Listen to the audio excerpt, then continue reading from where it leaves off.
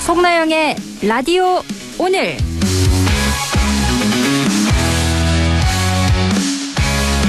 여러분 안녕하십니까, 송나영입니다. 어젯밤 전남 신안 해상에서 승객 267명을 태운 대형 여객선이 좌초하는 아찔한 사고가 발생했습니다. 다행히 침수나 기울기가 없어 해경에 의해 전원 무사히 구조됐는데요.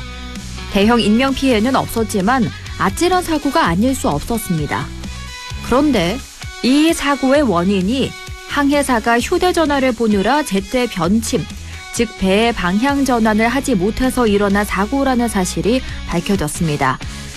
사고 이후 처음에는 조타기에 이상이 있었다고 주장했지만 해경이 수상한 점을 캐묻자 그제야 휴대전화로 포털사이트 뉴스를 보다가 변침을 늦게 했다고 진술을 바꿨다고 합니다. 자칫하면 승객 267명의 목숨이 위태로울 뻔했는데요. 이 아찔한 사고의 원인이 휴대전화였다니 어이가 없습니다. 느슨해진 안전의식은 언제든 대형 사고를 불러올 수 있다는 점 잊어서는 안 되겠습니다. 안동문화방송 라디오 오늘 광고 듣고 시작합니다.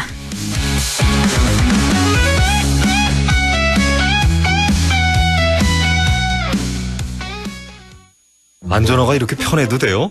나도 모르게 집에까지 신고 간다니까요. 우린 발이 건강해야 하니까 안전화 아무거나 못 신어요. 내가 안전해야 가족이 안심하지. 그래서 난 꼭 워킷만 신어. 워킷 안전화를 고집하는 확실한 이유가 있다. 생각의 차이가 만드는 가치 워킷. 워킷 안전화. 내게 기대 저축은행 당신 곁에 저축은행 기대하던 미래와 만나요. 당신의 기대, 당신의 미래. 저축은행에 기대세요. 내게 기대 당신의 저축은행. 다들 또 음악 크게 듣네. 차에서 다들 이렇게 들어요. 그럼 경고음도 못 듣고 위험해. 네네, 알았어요. 당신을 아끼는 잔소리처럼 당신을 지키는 현대 SUV 2016 투싼은 모든 트림에 꼭 필요한 지능형 안전사양이 기본. 미래 에셋 미래 에셋 투자는 미래 에셋 글로벌 자산배분 디지털 현금 투자는 더 미래 에셋 증권. 원금 손실 유의, 투자 전 상품 설명서 및 약관 필독. 11월 20일 목요일 라디오 오늘입니다. 일부 생활 속 법률 문제를 쉽고 명쾌하게 풀어봅니다. 안형진의 쾌도 난법 준비되어 있고요. 2부 이슈 오늘에서는 2025 영주문화관광재단의 성과와 향후 계획에 대해서 영주문화관광재단 김준연 대표이사 연결해서 이야기 들어봅니다. 이어서 진보의 눈으로 바라보는 지역과 전국의 정치 현안, 임미애의 그래도 정치 함께합니다. 라디오 오늘 유튜브로도 다시 들을 수 있거든요. 많은 애청 바랍니다.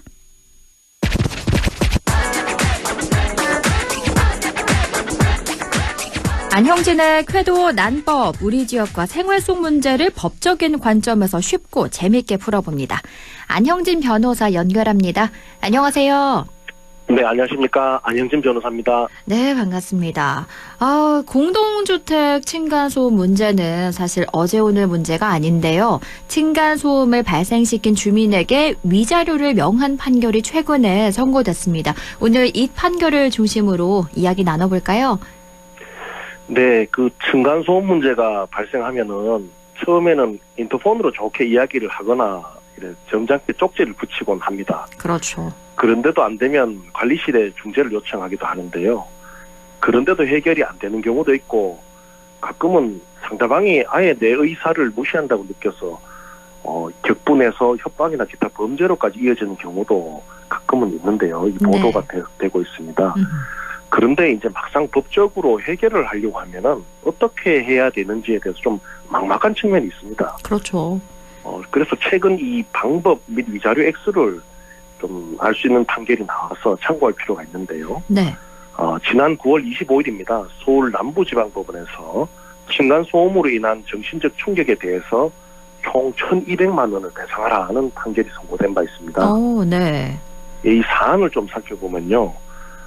청구를 당한 사람을 피고라고 하는데요. 피고가 2023년 12월부터 이 사건 다세대 주택에서 이사와서 2024년 11월 말경까지 대략 한 1년간 거주했는데요. 네. 그 기간 동안 층간소음을 유발해서 그 밑이죠. 그 한 집에 사는 4명이 손해배상을 청구한 사안입니다. 네. 1년 동안 그 층간소음 들어보십시오. 사람이 참 난리가 나는데요. 그렇죠. 사실 이게 층간소음 문제에서 중요한 게 어떻게 이를 입증하느냐입니다.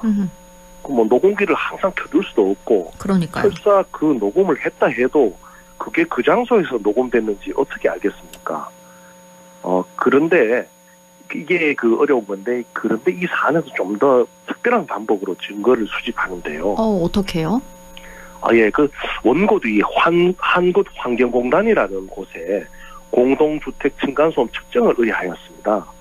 그에 따라서 한국환경공단에서 2024년 10월 23일 오후 7시부터 2024년 10월 25일 6시 59분경 한 이틀 정도를 계속 원고의 안방에서 쿵 이런 이제 소음을 측정한 결과가 있었는데요. 그걸 네. 측정했다는 거죠.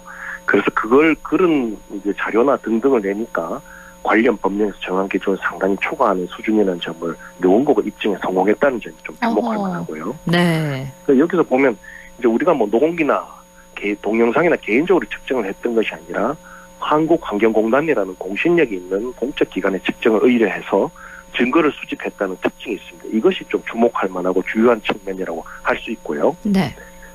이 판결문을 보면요, 이 사건 이제 피해를 받은 이제 이 사건을 가해를 한 집이죠. 거기서 발생한 직접적 충격 소음이 특히나 야간과 새벽 시간대에 자주 발생한 것으로 보이고, 원고들뿐만 아니라 그 인접 세대 주민들도 위와 같은 소음으로 인한 피해를 호소해왔던 점 등에 비추어 보면은 피고가 이 사건 호실에서 발생시킨 소음은 사회 통념상 일반적으로 수인하기 어려운 정도는 인정된다, 이렇게 기재가 되어 있습니다. 네. 보면은 이제 본인뿐만 아니라 인접 세대 또한 고통을 겪었던 점 또한 어필을 하였던 건도 일정 정도 감안이 되었다는 거죠. 그렇군요. 그래서 이 소송을 하기나 법적 이제 문제 제기할 때 이웃 세대의 어떤 어려움도 하나의 자료가 된다는 점을 알 수 있고요. 이 판결은 소음을 이유로 손해배상을 청구하려면 어느 정도에 이르러야 되는지 그 기준도 제시하고 있는데요. 네, 어떻게 제시되어 있나요? 우선 일반론을 좀 제시합니다. 한 동의 건물 중 일부에서 주거 생활로 말미암아 발생하는 소음으로 인하여 같은 건물의 다른 거주자가 불이익을 받은 경우에 그 주거 생활이 정당한 권리 행사의 범위에 벗어나 사법상 위법한 가행을 평가되기 위하여는 여기까지 하고 그걸 이제 기준을 제시하는데요. 네. 그 이익의 침해 정도가 사회 통념상 일반적으로 인용되는 수준의 한도를 넘어야 하는데, 그걸 어떻게 판단하냐 하면은 피해의 정도, 피해 이익의 성질 및 그에 대한 사회의 평가, 건물의 구조 및 용도, 지역성, 건물을 이용해 선후관계, 가해 방지 및 피해 회피의 가능성, 공법적 규제의 위반 여부, 교섭의 경과 등을 종합적으로 고려한다, 이렇게 좀 여러 가지 요소를 하는데, 여기서 하나 보실 거는 교섭의 경과 등도 좀 본다고 하고 있습니다. 네. 그래서 문제 제기를 얼마나 적절하게 했는지, 또 저쪽에서 얼마나 적절하게 회피하려고 노력했는지 이런 점도 판단한다는 거죠. 그런 점도 주목할 수 있고요. 그러면서 이제 좀 여기서 좀 구체적인 점을 설치하고 있는데요. 소음 진동관리법 제21조의 2 제1항 3항의 위임에 따라 국토부령으로 제정돼 시행된 공동주택 층간소음의 범위와 기준되는 규칙 3조 별표는 이제 기준이 된다고 하고 있고, 이게 층간소음의 기준에 관하여 정하고 있는데, 공동주택에서 발생한 층간소음이 수인 한도를 넘는지 여부를 판단에 있어서 위와 같은 기준을 참고할 수 있다라고 이제 진동관리법상 규정을 분명히 적시하고 있다는 점에서 우리가 앞으로 이런 게 정말 견딜 수 있는 정도냐 아니냐를 판단할 때 중요한 근거로서 소음 진동관리법의 규정도 있다, 이 점을 분명히 설치해서 의미가 있다고 볼 수 있습니다. 네. 또 세 번째로는 그럼 이렇게 이제 손해배상 책임 자체가 성립한다면 얼마를 배상해줘야 되냐, 이 문제인데요. 네. 법적으로 손해배상 책임의 범위라고 하는데, 이와 관련해서는 뭐 피고가 야기한 소음의 정도나 발생 시간대, 즉 새벽이나 사람 잘 때 하는 거랑 오후 4시 하는 거랑 법적으로 다르게 평가되는 거거든요. 음.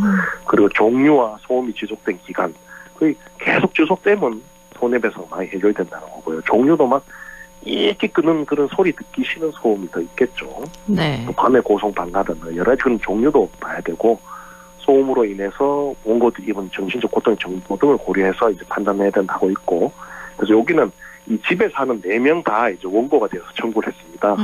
그래서 한 사람에게 이 정도 겪었으면 한 300만 원은 정신적 고통에 대한 위자료로 배상을 해줘야 된다. 이렇게 판결을 한 것인데요. 그 사실 층간소음 문제의 특징은 이게 뭐 한 번만 그러고 하면 층간소음 문제 자체가 아니겠죠. 그렇겠죠. 거의 다 대부분이 장기간 계속된다는 특성이 있고 또 심하다는 또 문제가 있어서 결국 뭐 민형사상 소송까지 가게 되는 것인데요. 이 경우에 4인 가족들 기준으로 고통을 받았다면은 대략 한 1,000만 원 내외의 위자료가 나올 수 있다는 점을 좀 알 수 있고요. 네. 이 점을 감안해서 위층에서 좀 항의받고 하면은 성실히 매트를 깐다든지 밤에 좀 소리를 덜 지른다든지 또 식탁 같은데 밑에 뭐 여러 가지 이제 소음을 방지할 수 있도록 해야 된다. 이런 걸 해야 된다는 점을 알 수 네. 있는 거죠. 위자료가 어마어마해요. 1인당 300만 원이니까 총 1,200만 원을 배상해야 한다니까. 이걸 그렇죠. 빨리빨리 방지 조치를 미리미리 취해야 되겠구나. 이런 걸 느끼시는 분들도 또 많지 않을까 싶어요. 그래서 이게 뭐 이웃 간에 소음 좀 줬다고 뭐 몇십만 원 나오겠네 이렇게 좀 부주의하게 생각하는 경우가 사실 많습니다. 한 소리 듣고 말죠. 난 모른다. 이렇게 하는데 그게 이런 경우에서도 1,200만 원을 배상하라 그러니까 피고가 평소에 막 이른바 뭐 배째라 이런 식으로 했겠죠. 깜짝 놀래버렸던 거죠. 네. 참 이 깜짝 놀래가 이 벌을 받은 셈이고요. 이 점을 좀 감안해서 층간 소음에 대해서는 좀 더 진지하게 성실히 대응할 필요가 있다는 점 알 수 있고요. 또 하나는 그렇습니다. 이게 층간 소음에서 정말 당하면 정말 힘들거든요. 그렇죠. 저도 이래 서울에서 오피스텔도 살아보고 하는데 이 당해보면 사람이 막 정말 이제 정신이 이래 어리해집니다. 그 정도로 네. 고통스러워지는데요. 그래서 피해 당한 측에서 격분해서 여러 가지 행동을 하다가 오히려 가해자로 몰리는 경우가 있습니다. 뭐냐면요, 스토킹과 관련된 건데요. 네. 아이고 층간 소음하고 스토킹이 뭐 무슨 관계래요? 이렇게 좀 궁금증을 표하시는 분들도 네, 많을 겁니다. 그러니까요.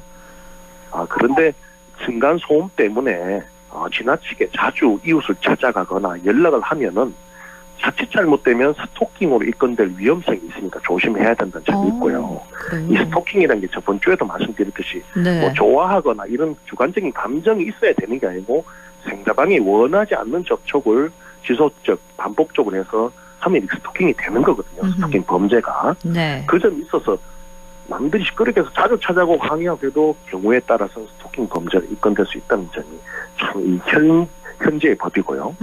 그러면 이런 게 예. 이런 게 발생하면 직접 찾아가면 안 되는 거네요.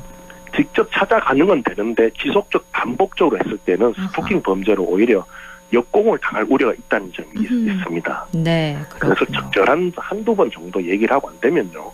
한두 번 얘기해서 안 되는 사람들은 10번 얘기해도 안 됩니다. 그렇죠. 그럼 한두 번 하고 안 되면 그때는 추후 조치를 취해야 되고 자꾸 찾아가면 오히려 뭐 말도 안 들을 뿐만 아니라 저 사람이 오히려 피해자로서 스토킹 고소를 할 수 있으니까 유의해야 된다는 점이고요. 네. 참 가끔은 하도 썩이 나니까 윗집에서 소리가 나니까 아랫집에서도 막 쿵쿵쿵쿵 계속 두드리고 이런 경우도 있습니다. 네. 지속적 반복적으로요. 그런데 상대방이 원치 않은 음량을 지속적 반복적으로 계속 도달하게 하면은 이것 또한 스토킹으로 처벌될 위험성이 있거든요.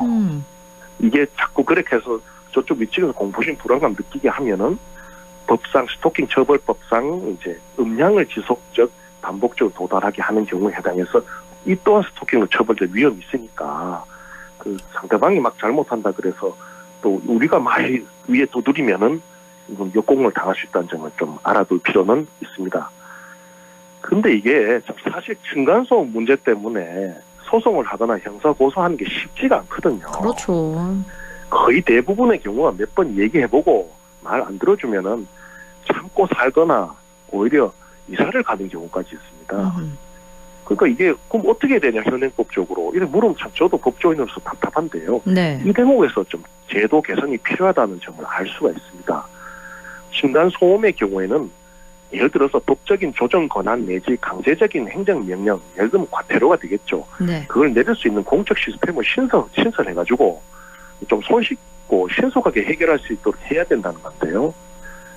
예를 들면 동네 행정복지센터나 시군청에 독립된 위원회를 설립해서 강제적인 조정 내지 과태료 명령 권한을 부여하고 만약 이에 대해서 가해자가 불복하면 법원 등의 이의 심판을 청구할 수 있는 제도를 새로 좀 마련하는 걸 적극적으로 검토해봐야 된다는 거고요. 네.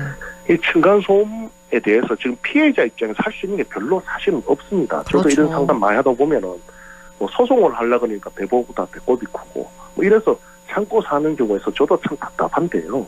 피해자 입장에서 실효적이고 접근이 참 용이한 구제제도 신설이 필요한 점을 꼭 지적하고 싶고요. 네. 그래서 오늘 말씀을 정리하자면요. 이제 층간소음 나 몰라라 하고 이렇게 계속 이렇게 피해주면은 경우에 따라서는 1,000만 원이 넘는 위자료를 아랫집에 물어줄 수 있는 위험성이 있다는 점을 유의할 필요가 있고요. 정소송으로 갈 경우에는 환경공단 등 공적인 기관의 소음 측정을 의뢰해서 믿을 만한 증거를 수집하는 것이 한 방법이고요. 또 층간소음에 항의한다는 명분으로 자꾸 찾아가거나 뭐 쪽지를 붙이는 이러는 경우, 그리고 오히려 계속 반격해서 음향을 계속 보낸다 둥둥둥 두드리고 하면은 오히려 스토킹 범죄로 입건되어서 곤욕을 치를 수 있는 위험성이 있다, 이 점이고요. 제도적으로는 이제 층간소음에 대해서 그냥 이렇게 뭐 계속 놔둘 게 아니라 새로운 해결 및 구제 시스템의 입법이 좀 필요하다는 점을 다시 한번 꼭 강조드리고 싶습니다.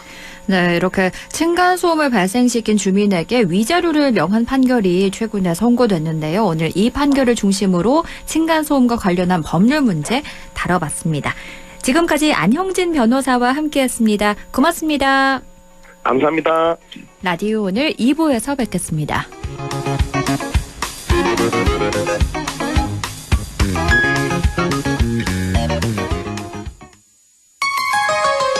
MBC 라디오 지역과 함께 성장해갈 인재를 키웁니다. 지역교육 혁신을 주도하는 안동과학대학교. 새로운 도전을 위한 성인학습자 평생 직업교육. 해외 우수인재 지역정착을 위한 명품 교육과정 혁신. 대학이 지역의 미래다. 혁신을 주도하는 안동과학대학교. 아, 땡긴다 땡겨. 매콤 새콤 달콤한 맛. 무침에는 역시 땡기네 가오리. 장례식장 등 각종 대소사 최고의 인기 메뉴 땡기네 가오리. 물이 생기지 않아 언제 어디서든 포장 배달 택배 모두 가능한 안동 땡기네 가오리. 054-852-4988. 한순간에 일어나는 금융사기 예방과 대처법 알려드립니다. 첫 번째, 매일 문자 메시지에 있는 확인되지 않은 링크는 클릭하지 마세요. 개인정보 유출의 통로가 될 수 있습니다. 두 번째, 주민등록번호, 통장 비밀번호 등 개인정보를 전달하지 마세요. 대한민국의 공공기관에서는 전화나 문자 메시지로 개인정보를 요구하지 않습니다. 세 번째, 금융사기 피해가 의심된다면 112에 신고하고 해당 은행 고객센터에 전화하세요. 해당 계좌의 지급정지를 요청할 수 있습니다. 네 번째, 금융사기 피해 금액에 대해서는 해당 은행을 방문하여 피싱사기 피해금 환급을 신청하세요. 다섯 번째, 은행의 보안 서비스를 적극 활용해주세요. 확인되지 않은 PC에서는 이체가 안 되게 하거나 해외 IP를 차단하는 등 금융사기 예방이 가능한 서비스를 이용할 수 있습니다. 한순간의 클릭으로 일어나는 금융사기 예방과 대처법을 꼭 기억해주세요.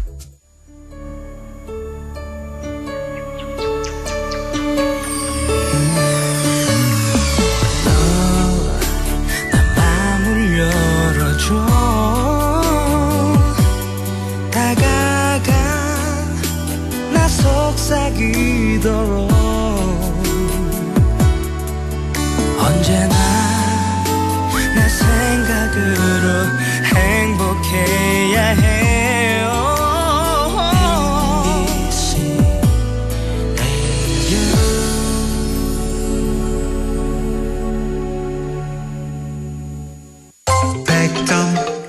MBC MBC 라디오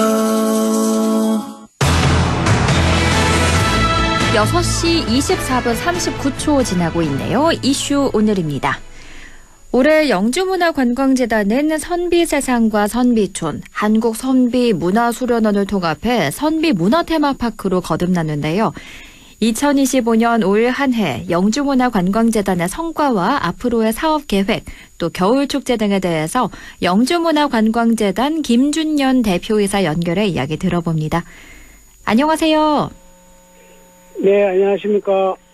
네, 올해 이제 한 달 정도밖에 남지 않았는데요. 2025년 영주문화관광재단의 1년을 돌아본다면 먼저 성과 어떻게 평가하시나요?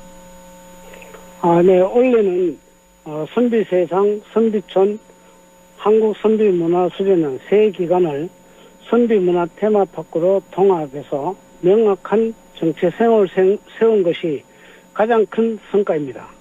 이를 기반으로 콘텐츠를 전면 개편하고 어린이 선비축제, 한가위 큰 잔치, 조선 명탐정, 며칠 전에 진행한 주주 페스티벌 등 프로그램을 강화하면서 방문객이 아주 크게 많이 늘었습니다. 네. 또한 열린 관광지 공모 선정과 더불어 안빈낙도, 유니크타운 조성 등 시설 개선과 체류 기반 확충을 본격적으로 추진하여 향후 발전을 위한 중요한 토대를 마련한 한 해였습니다.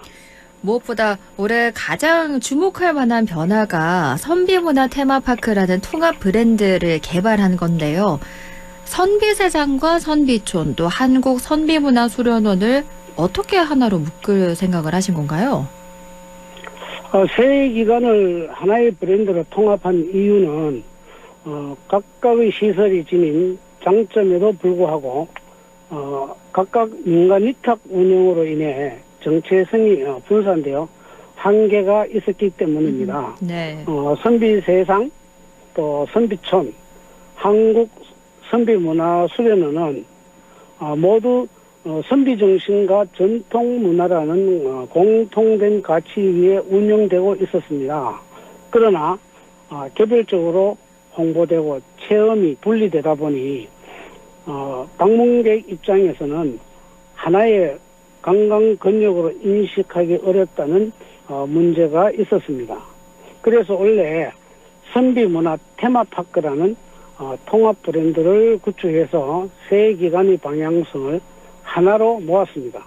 이를 통해 홍보 효과를 높이고 콘텐츠 연계와 관광 동선을 자연스럽게 이어갈 수 있는 기반이 마련되었고 앞으로는 체류형 관광지로 발전시키는데 큰 힘이 될 것으로 기대하고 있습니다. 이번에 세 기관을 하나의 브랜드로 통합하면서 흥미로웠던 점이 참선비 지킴이라는 통합 캐릭터였거든요. 이건 어떤 메시지를 담고 있나요? 참선비 지킴이는 공모전과 시민 참여 투표를 통해서 선정된 통합 캐릭터로 선비문화 테마파크가 지향하는 핵심 가치를 상징하는 얼굴입니다. 세 캐릭터인 호선, 백선, 다선은 각각 용기, 청렴, 성실 등 선비정신의 주요 덕목을 현대적으로 표현하고 있으며 선비문화가 가진 가치를 더 친근하고 이해하기 쉬운 방식으로 전달하는 역할을 하고 있습니다. 특히 어린이와 가족 단위 방문객들에게 선비 문화를 부담 없이 접하고 자연스럽게 공감할 수 있도록 돕는 매개체로 활용되고 있으며 향후 콘텐츠, 축제, 굿즈 등 여러 분야에서 통합 브랜드의 정체성을 강화하는 중요한 기반이 될 것으로 보입니다. 이번에 재단에서는 선비 정신문화, 교육과 체험, 현대판 선비 이미지를 통합한 공통 콘텐츠를 개발해서 전통 문화를 현대적 감각으로 재해석한다 이렇게 목표를 설정하셨더라고요. 실제 이게 어떻게 구현되고 있나요? 네, 저희 재단은 선비 정신과 전통 문화를 현대적으로 체험할 수 있도록 교육, 체험 콘텐츠를 하나의 흐름으로 연결하는데 중점을 두고 있습니다. 네. 우선 우리 선비 세상에서는 전통 요소를 체험 위주로 구성했고요. 실제로 쿠킹 클래스나 상반기에 운영했던 한복 공예 체험 프로그램처럼 전통 소재를 현대적 방식으로 즐길 수 있는 체험들이 큰 호응을 얻고 있습니다. 또한 MZ세대를 겨냥한 어린이날, 한가위 사절단, 조선 명탐정과 같은 이머시브 프로그램을 도입해 전통 문화가 단순 관람을 넘어서 직접 참여하고 몰입하는 콘텐츠로 확장되고 있습니다.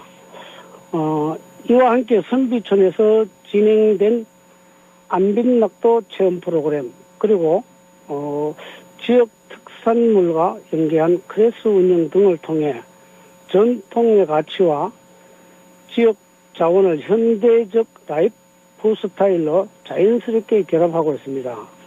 이러한 방식으로 전통 문화의 본질을 유지하면서도 세대별로 즐길 수 있는 체험 중심 콘텐츠로 발전시키고 있습니다. 앞서서 MZ세대를 겨냥한 이머시브 콘텐츠들, 조선 명탐정 같은 게 있다라고 말씀해 주셨는데요. 이 프로그램들 반응은 어떤가요? 전통 문화는 자칫 고루하거나 낯설게 느껴질 수 있기 때문에 저희는 MZ세대가 보다 쉽게 접근할 수 있도록 이머시브 방식을 적극 도입하고 있습니다. 네. 이세계 침공, 한가위 사절단, 조선 명탐정과 같은 프로그램은 전통적 소재를 현대적 스토리텔링과 체험형 요소로 재구성해 선비 세상만의 고유 콘텐츠로 발전시키고자 하는 시도입니다. 반응은 매우 긍정적입니다. 네.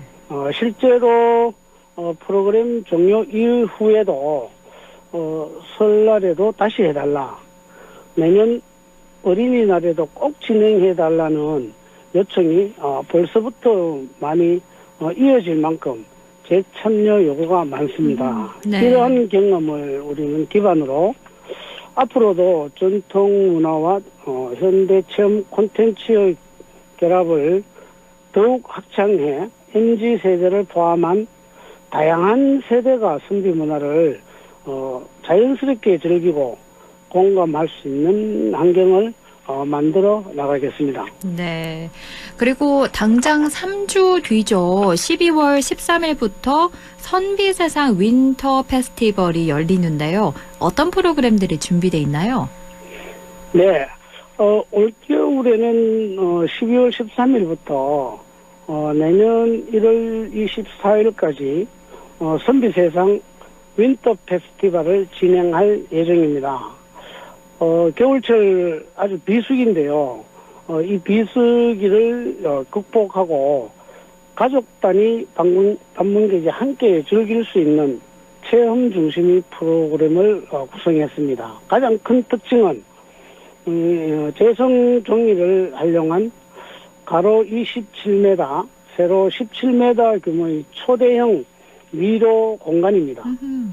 단순한 미로 탈출이 아니라 이머시브 요소를 접목해서 어린이들이 더욱 몰입해서 즐길 수 있도록 이렇게 기획을 했습니다. 또한 분홍 모래사장을 테마로 한 분홍 모래사장, 매주 주말 2차례 진행되는 삼양동화, 어린이 공연 등 다양한 가족형 콘텐츠로 함께 준비하고 있습니다.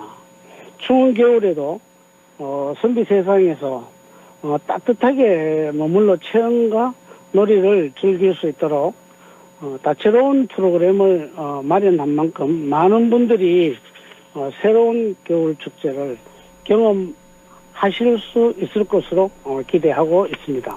네, 12월 13일부터 선비세상 윈터 페스티벌이 열리니까요. 겨울 축제 많이들 꼭 참여하러 가보시고요. 이제 올해 연말까지 1년이 한 달이 남지 않았는데요. 영주문화관광재단이 그리는 궁극적인 비전 들어볼까요?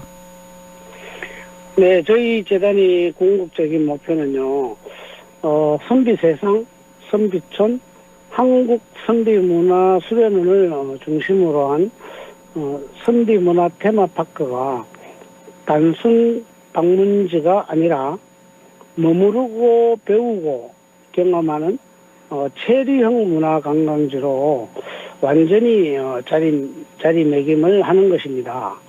2026년 안빈낙도 유니크타운 조성, 그다음에 열린 관광지 사업을 통한 접근성을 개선, 또 시설 현대화 등은 모두 이러한 방향을 실현하기 위한 핵심 기반입니다. 전통 문화의 가치를 지키면서도 세대별로 즐길 수 있는 콘텐츠와 서비스로 재해석해 지속 가능한 관광 생태계를 만드는 것이 저희의 최종 비전입니다. 네, 그럼 마지막으로 이번 겨울 영주를 방문할 청취자분들께 한 말씀 해주실까요? 네, 올겨울 영주에서는 선비세상 윈터 페스티벌을 비롯해서 가족들과 함께 즐길 수 있는 다양한 프로그램을 준비하고 있습니다. 추운 겨울 날씨에도 머무르고 체험할 수 있는 그리고 쉬어갈 수 있는 공간을 마련했으니 아주 많은 분들이 오셔서 특별한 겨울을 만들어 보시길 바랍니다. 네, 12월 13일부터 내년 1월 24일까지 선비세상 윈터 페스티벌이 열리니까요. 영주로 놀러가 보시기 바랍니다.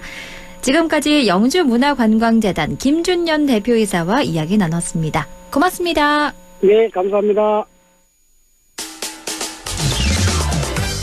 라디오 오늘에서는 청취자 여러분의 참여를 기다리고 있습니다. 우리 지역에서 발생한 사건 사고 소식이나 함께 토론하고 싶은 내용을 안동 MBC 홈페이지 라디오 오늘 게시판에 올려주시기 바랍니다.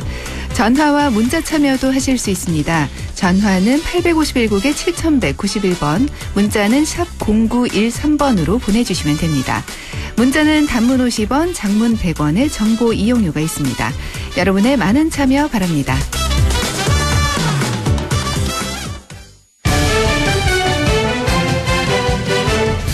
임미의 그래도 정치, 진보의 눈으로 지역의 현안과 전국적인 정치 현안 짚어봅니다. 더불어민주당 임미애 의원과 함께합니다. 의원님 안녕하세요. 네, 안녕하세요. 더불어민주당 임미애입니다.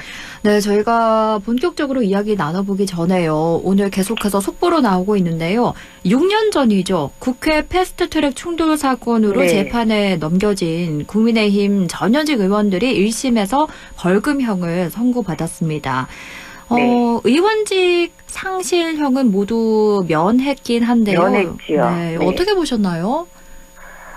이게 6년 만에 이루어진 결과여서 너무 늦어진 면이 있다는 데서는 사실은 이게 국회법이 너무나 무기력해 보였던 시간이어서 그나마 늦었지만 다행이다 이런 생각은 좀 듭니다. 그런데 분명한 거는 패스트트랙 충돌로 인해서 국회가 국민들한테 보여줬던 모습이 굉장히 보기 안 좋았잖아요. 네. 네, 그런 것에 대한 판결? 전 그렇게 보고 있습니다. 이게 벌금이 사실 셌어요.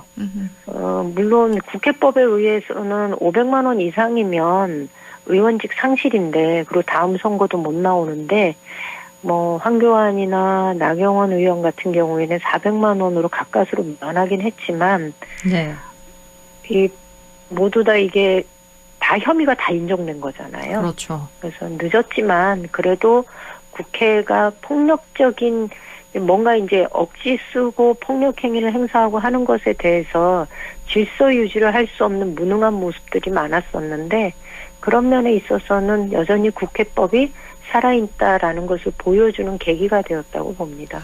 네, 6년 7개월 만에 1심 결론이 선고됐고요. 나경원, 황교안, 송원석 의원 등 전현직 의원들에게 벌금형이 선고됐다는 소식 먼저 전해드렸고요. 네. 그나저나 이재명 대통령이 아랍에미리트 국빈 방문을 포함해서 G20 정상회의 순방 중인데요. 아랍에미리트 대통령과는 정상회담도 갖고 공동 선언문도 채택했습니다. 이번 순방 어떤 의미가 있다고 보시나요? 11월 17일 날 대통령이 G20 정상회의 참석차 중동하고 아프리카 순방길에 오른 건데요. 네. 그날 방송을 보면은 UAE에서 대통령을 국빈으로 접대하는 모습을 보면서 국민들이 많이 이렇게 극진한데 좀 놀랐던 것 같습니다. 그런데 이번에 정상회담 가지면서 한국과 UAE 100년 동행을 위한 새로운 도약이라는 공동선언문을 채택했는데요. 양국 간의 특별한 전략적 동반자 관계를 분명하게 못을 박은 거죠. 그리고 이것뿐만이 아니라 정상회담을 통해서 맺어진 산업협력, 전략적 관계 이런 걸 통해서 저희가 경제적 효과가 약 한 1,000억 달러에 이를 것이다라는 전망이 있거든요. 지금 UAE가 수도 아부다비에 차세대 AI 데이터 센터 클러스터를 조성하는데 UAE 입장에서는 글로벌 AI 허브 도약을 이 UAE에서 해보겠다라는 그런 야심찬 꿈을 꾸고 있어요. 네. 그걸로 추진하고 있는 스타게이트 프로젝트에 대한민국이 참여를 하게 된 거고 이게 스타게이트 프로젝트 초기 투자액이 30조 원이 넘는다고 하거든요. 그런 면에서 본다면 이번 국빈 방문이 외교적인 측면에서도 전략적인 동반자 관계로 중동 국가를 세우는 것도 의미가 있지만 경제적인 효과도 매우 크다. 그런 생각이 좀 듭니다. 그런가 하면 그제는 외환은행 매각 과정을 두고 13년간 이어졌던 론스타와 우리 정부 간의 투자 분쟁이 결국 우리 정부 승소로 마무리가 됐는데요. 이건 어떻게 보셨나요? 이날 뉴스를 들었던 모든 국민들이 굉장히 기뻐했을 것 같습니다. 네. 이 외환은행 매각 과정에서 먹튀 논란을 벌인 외국계 사모펀드 론스타와의 끈질긴 싸움에서 결국 한국 정부가 이긴 거잖아요. 네. 2012년도에 한국 정부가 외환은행을 매각하는 과정에 부당하게 개입하는 바람에 46억 한 8천만 달러 정도를 손해봤다고 이 론스타가 국제투자자 분쟁 해결센터에 소송을 제기한 거고요. 네. 그리고 지난 22년 8월 달에 한국 정부가 청구한 금액의 4.6%인 2억 1,650만 달러를 판정부가 론스타에 지급하라라고 판정을 한 거예요. 그리고 당시 한동훈 법무부 전 장관이 취소 소송을 제기했고 그 취소 소송에 대한 최종 취소가 이번에 결정된 거죠. 그래서 네. 론스타에 약 4천억 원가량의 배상금이 물어줘야 한다고 했던 중재 판정이 뒤집힌 거고 정부가 낼 배상금은 0이 된 거죠. 그리고 소송 비용 73억 원도 론스타가 이제 부담을 하게 되었으니 국가재정이나 국민 세금을 지켜낸 중요한 성과다라는 말로 표현할 수 없는 그 이상의 어떤 대한민국의 금융감독 주권을 인정받은 것 아닌가라고 보고 있습니다. 이게 이 승소 의미가 큰 이유는요. 네. 국제투자분쟁해결센터에 따르면 72년부터 지금까지 약 503건의 판정이 있었는데 그중에 취소 신청이 받아들여진 건 25건 뿐이라고 해요. 그런데 중재판정부에서 판정이 전부 취소된 거는 8건 뿐이라고 해요. 그러니까 굉장히 어려운 소송이었다는 거죠. 네. 네, 이런 어려운 소송에서 이 승소해준 법무부를 중심으로 한 정부의 관련 부처들이 굉장히 고생했다. 애써줘서 고맙다. 이런 생각이 들어서 감사하지요. 네. 그런데 당시에 법무부 장관으로 소송을 추진했던 한동훈 전 국민의힘 대표가 이 소송, 취소 소송에 대해서 진행을 하자라고 얘기했을 때 승소 가능성이 너무 낮다. 이렇게 많이들 비판을 했었는데 그래서 네네. 그런지 여권 인사들에 대해서 공개 사과를 촉구했거든요. 이게 공개 사과까지 할 일이겠습니까? 그런데 어쨌든 간 당시 항소 결정은 아주 잘한 거죠. 네. 그 당시 승소 가능성이 낮다는 우려가 많았음에도 불구하고 이런 결정을 한 건 잘한 거고 그래서 정성호 법무부 장관도 당시 한동훈 법무부 장관이 잘했다. 소신 있는 결정으로 평가받을 결단이다. 그런데 그것에서 끝이는 게 아니라 이걸 결국은 본격적으로 이 심리가 진행된 거는 민주당 정권 출범 이후거든요. 그러니까 한동훈 법무부 장관이 법무부를 떠난 이후에 본격적으로 취소 소송이 제기되었고 이재명 정부 들어서면서 이게 마무리가 된 거지 않습니까? 그러니까 네. 이거는 개인이 승리했다 이런 게 아니라 국가적인 경사인 거고 김민석 총리도 그런 면에서 보면 뭐 언제 한동훈 전 장관 만나면 취소 신청 잘했다고 이렇게 얘기할 계획이다 이런 얘기를 한 걸로 보면 잘한 건 잘한 거죠. 그런데 네. 이것은 무슨 공개 사과까지 촉구할 내용인가요? 저희는 한동훈 전 장관이 잘했다라고 말씀드리고 싶습니다. 13년간 이어져 온 긴 시간 동안 이루어져 온 소송인 만큼 여러 정부를 거쳐왔으니까요. 우리 정부가 잘했다, 과거 정부가 잘못했다 이런 논쟁보다는 결국엔 국민과 함께 모두 좋아해야 할 사안이 아닌가 이렇게 생각을 하고요. 그리고 중국이 지금 방일 자제령을 내렸거든요. 뭐 한한령에 이은 한일령이라고 표현을 해야 할까요? 어떻게 보고 계신가요? 최근에 제가 뭐 요새 예산 소위 그 매일 들어가서 뉴스를 제대로 못 봐서 어제 네. 보면서 깜짝 놀랐어요. 그 중국과 일본의 관계가 급속도로 냉각기에 접어든 것 같고, 네. 그러니까 중국이 일본의 유학이나 여행을 자제해달라는 경고를 내렸고, 또 중국 내에 일본 영화 상영을 연기하거나, 또 일본산 수산물 수입을 전면 중단했더라고요. 깜짝 놀랄 만한 일이죠. 그런데 이게 그 일본에 있는 민간 연구소에 의하면 중국 사람들이 일본 방문을 자제하고, 그러니까 일본 방문이 급감할 경우에 일본 GDP가 0.36%포인트 감소할 수 있다라는 보고가 있거든요. 네. 그만큼 일본 경제에 중국인들이 끼치는 영향이 굉장히 크다는 소리죠. 근데 일본 내각부가 이번에 추정한 잠재 성장률이 올해 2분기 이 잠재 성장률을 보면요. 전년 동기 대비 플러스 0.6%예요. 네. 거기에 0.36%가 감소할 수 있다라고 말하면 이거는 영향이 굉장히 큰 거죠. 거기다가 중국이 히토류 수출 규제까지 하겠다라고 나선다든가 그러면 중국 의존도가 높은 일본의 히토류 그 시장 입장에서는 굉장히 타격이 클 거다라고 보고 있고요. 이게 경제에 미칠 영향을 고려한다면 일본이 이 상태를 지속적으로 가져가기에는 좀 다소 부담스럽지 않을까라는 생각을 합니다. 그렇군요. 이렇게 중일 갈등까지 살펴봤고요. 마지막으로 한 가지 더 다뤄볼게요. 최근 국민의힘 미디어 대변인인 박민영 대변인이요. 한 유튜브 방송에 출연해서 같은 당 김여지 의원을 언급하면서 장애인 비하 발언을 했는데요. 장애인이 너무 많이 할당을 해서 문제라 본다부터 시작해서 저급한 발언을 이어갔거든요. 어떻게 들으셨나요? 이게 좀 듣기가 민망하더라고요. 네. 너무 불편한 것 빼고는 기득권 아니냐. 뭐 장애인이라 배려받는 걸 당연하게 생각하는 것 같다. 왜 국민의힘에서 공천 달라고 구걸하냐.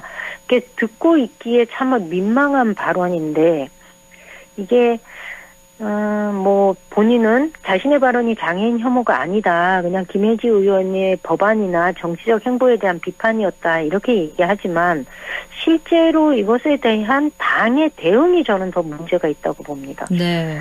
그 송원석 원내대표가 이것에 대해서 별것도 아닌 일 가지고 이렇게 언론이 과도하게 반응하냐 이렇게 표현을 하거든요. 그러니까요. 이거는 이분이 인권 감수성이 매우 낮은 사람이다라는 걸 스스로 드러낸 발언이라고 보고요. 당 지도부가 혐오 발언을 한 대변인을 이렇게 두둔하는 것이 결국 국민의힘의 인권 감수성을 드러내는 것뿐만 아니라 사회적 약자에 대한 뭐 공격을 해도 가능하다, 된다, 무방하다라는 시그널을 주는 것과 다를 바 없다. 그래서 저는 되게 위험한 발언이라고 봅니다. 네, 이렇게 굵직한 시사 이슈까지 함께 다뤄봤습니다. 지금까지 그래도 정치 더불어민주당 임미애 의원과 함께했습니다. 고맙습니다. 예, 고맙습니다.